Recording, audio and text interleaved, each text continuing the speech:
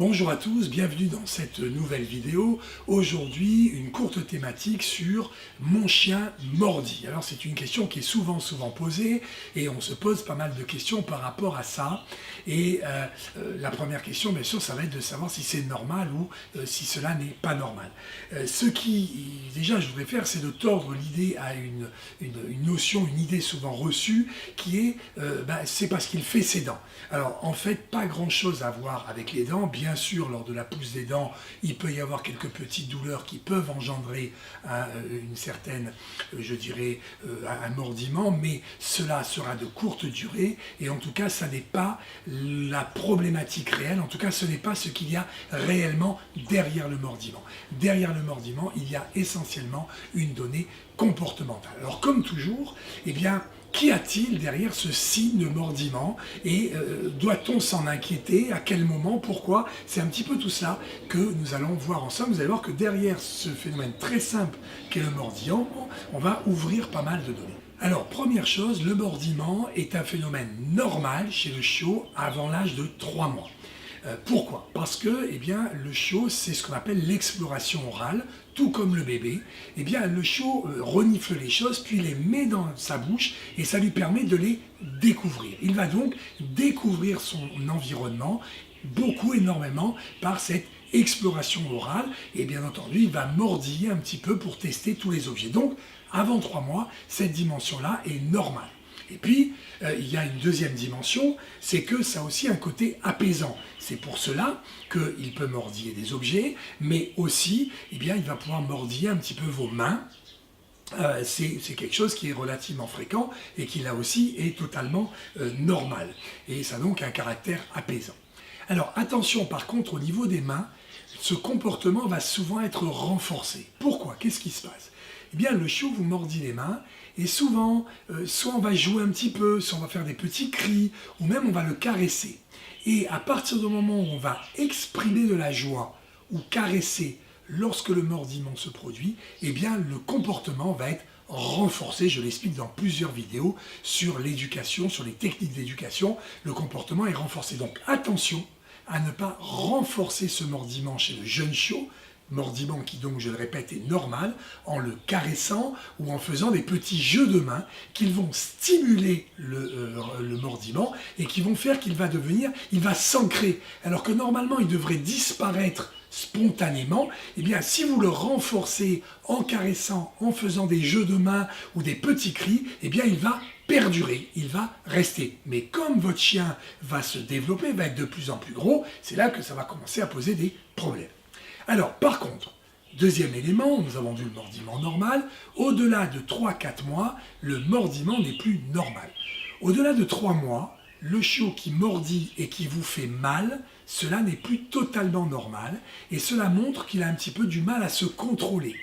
Normalement, au-delà de 3 mois, il y a un frein dans le cerveau, et je l'explique dans beaucoup de mes vidéos, il y a une sorte de frein émotionnel et d'activité.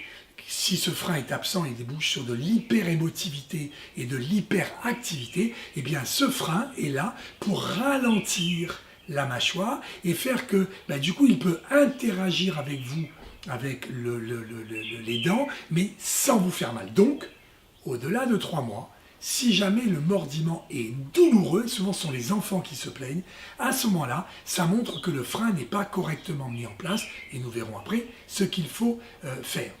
Deuxième élément, si le mordiment des objets se poursuit au-delà de 4 mois, qu'est-ce qui se passe? Votre chien, surtout les grandes races, prend de la taille, il prend de la puissance, de la force, notamment au niveau de ses mâchoires.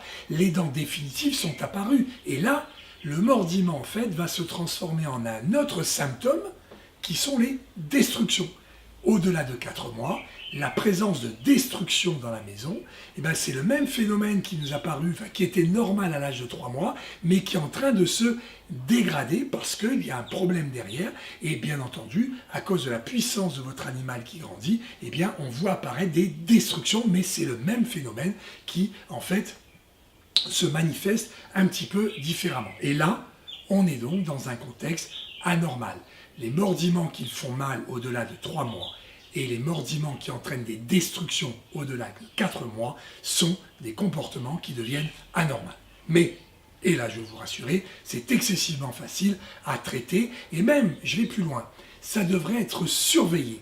Parce que c'est un bon indicateur. Si votre chien ne vous fait pas mal du tout, qu'il vous mordit un petit peu les mains et qu'il vous fait pas mal, et qu'il ne détruit pas, ça veut dire que ce fameux frein émotionnel qui est fondamental pour mener une vie sociale équilibrée est correctement en place et vous êtes donc dans la bonne voie. Si par contre les symptômes précédents sont présents, eh bien le frein n'est pas suffisamment en place, mais pas de problème, à 4 mois, vous pouvez très rapidement redonner du frein émotionnel et du frein au niveau de l'activité à votre jeune compagnon.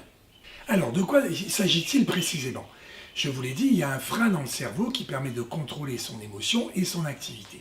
Eh bien, le chiot, lorsqu'il manque de ce frein, lorsque ce n'est pas suffisamment présent dans son cerveau, il va commencer à mettre quelque chose dans la bouche, mais comme il n'y a pas de frein, il va mordiller. Et plus il va mordiller, plus ses émotions vont monter, et plus, en même temps, le mouvement de mâchoire va être de plus en plus fort et puissant, comme une voiture qui s'emballe. Et c'est ce qui va entraîner soit une douleur chez vous, soit une destruction. C'est donc un trouble, ce qu'on appelle un trouble des autocontrôles, de la capacité à se contrôler qui va entraîner ça. Deuxième aspect, c'est qu'il y a souvent une dimension de stress qui va se rajouter. Pourquoi ? Eh bien, mettre les choses dans la bouche a quand même un rôle apaisant chez le chien. Et notamment quand vous partez, il va avoir tendance, pour s'apaiser, parce qu'il est tout seul à la maison, à mettre des choses dans la bouche. Pour peu qu'il manque de frein, il va y avoir des destructions. Et bien souvent, quand on rentre, on va le corriger pour les destructions qu'il a faites. Ça aussi, c'est des choses que j'explique très bien dans certaines vidéos, et je vous montre bien ce qu'il faut faire. Eh bien, le fait d'être corrigé quand vous rentrez va augmenter son stress pendant votre absence. Et à ce moment-là, les destructions vont être de plus en plus importantes parce que le stress est de plus en plus important et globalement, le phénomène va s'auto-aggraver, s'auto-amplifier par ce phénomène-là que je viens de vous expliquer. Alors, comme je vous disais, c'est très facile à traiter. Et je réinsiste sur cette dimension-là, vous devez même surveiller ces signes. Je répète encore une fois, votre chiot ne doit plus vous faire mal en mordillant les mains après 3 mois. Et il ne doit plus y avoir de destruction dans la maison après 4 mois. Alors, si c'est encore le cas, que faut-il faire ? La première chose, je vais d'abord aborder ce qu'il ne faut pas faire. Alors, ce qu'il ne faut pas faire, c'est qu'il ne faut pas sanctionner. Il ne faut pas donner des claques sur le museau. Il ne faut pas non plus faire des jeux de main ou caresser, ce qui va renforcer à ce moment-là le comportement. Et enfin, très important, il faut éviter de faire des jeux dans lequel il y a un phénomène de mordillement. Par exemple, on lui fait mordiller une serviette ou une espèce de boudin en tirant dessus. C'est utilisé pour certaines choses très précises dans certains clubs, mais là on est dans des apprentissages bien précis. Mais dans votre cas, vous allez renforcer En fait, vous n'allez pas du tout travailler le frein, vous allez plutôt au contraire débloquer le frein, parce que plus il va mordiller, plus il va s'énerver, plus il va s'exciter, et vous allez plutôt dans l'effet inverse de ce que vous vouliez obtenir. Et maintenant, que faut-il faire ? Alors, ce qu'il faut faire, c'est que chez le très jeune chiot, lorsqu'il vous mordit légèrement les mains, vous pouvez légèrement lui fermer la bouche, légèrement serrer, et montrer que vous n'êtes pas content. Non. Et puis vous desserrez.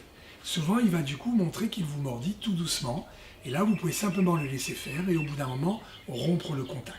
Voilà un petit peu ce qu'il faut donc faire autour de ce phénomène de mordillement. S'il reprend de plus belle, c'est que là, véritablement, c'est-à-dire que dès que vous relâchez, immédiatement, il se remet à mordiller encore plus fort, c'est que l'on a bien un déficit des autocontrôles. Et là, bien entendu, il faudra avoir une approche beaucoup plus complète. Vous trouverez beaucoup d'éléments dans mes vidéos sur les destructions chez le chien. Vous aurez déjà une bonne approche. Et après, c'est important, eh bien, j'aborde très bien tout cela dans un module complet sur le contrôle de l'émotivité et de l'activité. Rendez-vous donc dans ce module. J'espère que cette courte vidéo vous a apporté des éléments. Si votre chiot mordit ou commence à faire des destructions, j'espère que ces clés vous auront apporté quelques enseignements. Vous savez que j'aime beaucoup les likes si jamais cette vidéo vous a plu. Enfin, dans le descriptif en bas, vous avez tout ce qu'il faut pour nous rejoindre sur nos formations beaucoup plus complètes. À très bientôt.